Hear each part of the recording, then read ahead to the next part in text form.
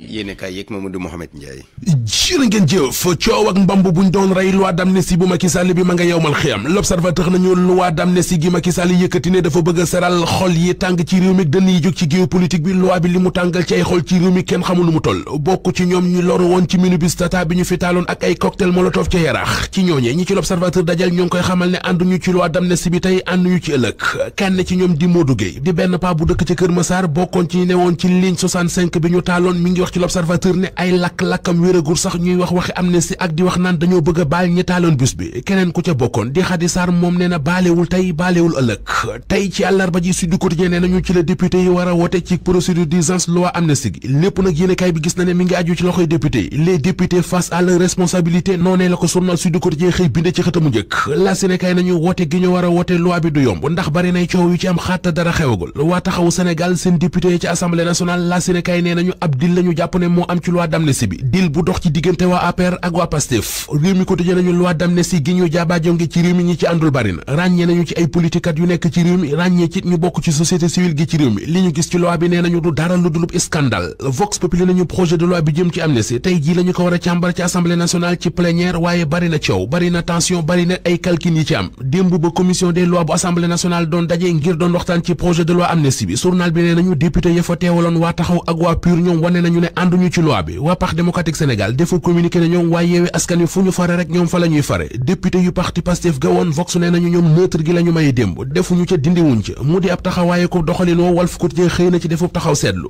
radicalité ba ci neutralité ñoom waa Pastef seen jëf joojee la journal bi gis ne jaaxal nañu bari Birahim Seck ba forum civil di leen wax ñoom waa Pastef ci journal bi ne seen tànk bi ñu yor tàllaluñu ko bankuñu ko du tax ñu mën leen a xaajale baa ñu différencier leen ak politiciens yi ñuy faral di gis les éco nañu réew mi pëcc xoona jaxasoona féewaloona xaajaloona ñii di waa Pastef sës rëkk ci miir bi ñoom waa kër Ousmane Sonko yi la mandat nee nañu seenu doxalin kenn xamul lu muy nuru daraa ci leerul journal bi mi ngi ñuy baaxeet ay kàddu yu Ousmane Sonko yu muy leeralee ne demandé wul dara négocié wul dara te caaxaan yi gaañi nekk yëngalu ko li yëngu ki ko yëngal di Macky Sall Le Quotidien mi ngi ñuy wax ne loi d'amnistie gi wéet na ci lool ne député yu Pastef fi démb bi commission des lois bi di daje ñoom dañoo faste seeni yox waa PUR ak waa taxaw ne duñu wote loi bi te duñu seetaan loi bi di jàll ña ca des di waa Parti démocratique Sénégal ñoom li ñu wax mooy ñoo ngi déglu waa yeewi def rek ñu ànd ci ak ñoom le témoin ñu mel ne ku naan ñu kon nag ñoo ngi déglu ñoo xam ne kenn xamul lu ñu bëgg ndax démb bi commission bi doon daje gis nañu fa ay député yu bokk ci yeewi askan wi yu toogoon tëye seen bopp te ñëpp xam nañu ne loi d'amnistie bi bu weesoo force de défense et de sécurité yi ñi loi bi gën a ëppal njëriñ ñoom waa yeewi lañu kon bu ñu nee dañuy seleng lu ci yëf yi dem bay maye neutre li muy nuru mooy bëgguñu Ousmane Sonko ak Bassirou Diomaye Faye génn ci kaso bi Ousmane Sonko ak Bassirou Diomaye Faye ñoom ñaar la journal Point Actu xëy génnee ci xëtamu njëkk li mu seetlu ba bind ko mooy waa Pastef ci diggante xàcc ak dóor ca lañu toll loi d'amnistie gi ñu war a woote tey ci assemblée nationale direct ci news mi ngi ñuy wax ne ku ko raté nga